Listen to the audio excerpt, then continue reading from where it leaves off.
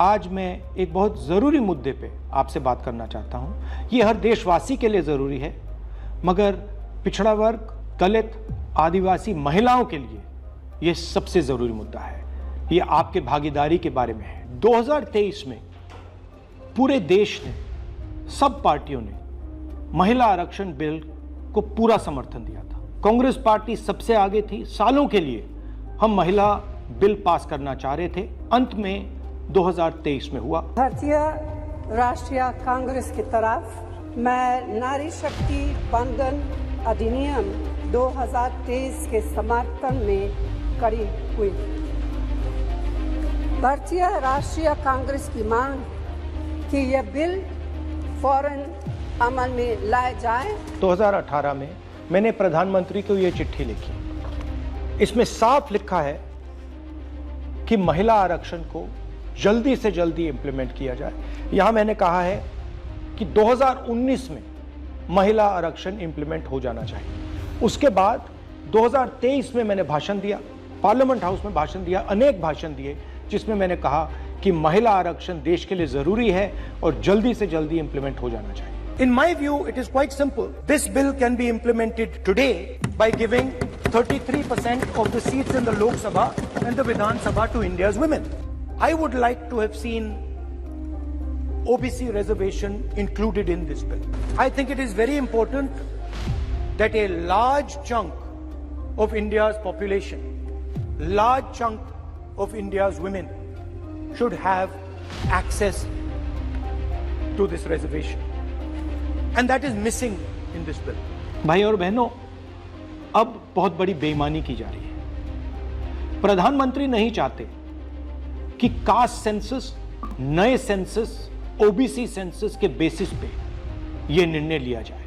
वो चाहते हैं कि 2011 का सेंसस यूज किया जाए, जहां पे पिछड़े वर्ग का नंबर है ही नहीं।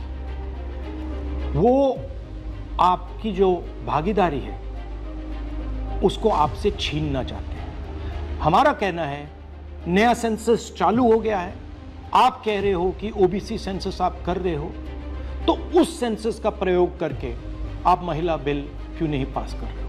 हमारा जो विजन है एक बिल्कुल नया डेवलपमेंट का, विकास का पैराडाइम हम कास्ट सेंसस के माध्यम से लाना चाहते हैं। और हम सेंट्रल सवाल पूछ रहे हैं कि चाहे ओबीसीज हों, दलित्स हों, आदिवासी हों, उनकी देश में कितनी भागीदारी है। नरेंद्र मोदी, आरएसएस और बीजेपी घबरा गए हैं क्योंकि कास्ट सेंसस का डेटा आना शुरू हो गया है और उनको मालूम पड़ रहा है कि पिछड़ों की देश में सचमुच कितनी आबादी है। वो नहीं चाहते कि आपको अपनी सच्ची आबादी के बेसिस पर भागीदारी मिले। ये सिर्फ पिछड़े वर्ग के खिलाफ नहीं है, ये एंटी नेशनल एक्टिविटी की जा रही है, क्योंकि पिछड़ा वर्ग 50% है, उसको भागीदारी मिलनी चाहिए और प्रधानमंत्री आपकी भागीदारी आपसे छीन रहे हैं और आपको झूठ बोलने की कोशिश कर रहे हैं। इनका जो प्रपोजल है इसमें एक और बहुत खतरनाक चीज हो रही है। The government has unveiled a sweeping delimitation bill 2026 proposing a massive expansion of India's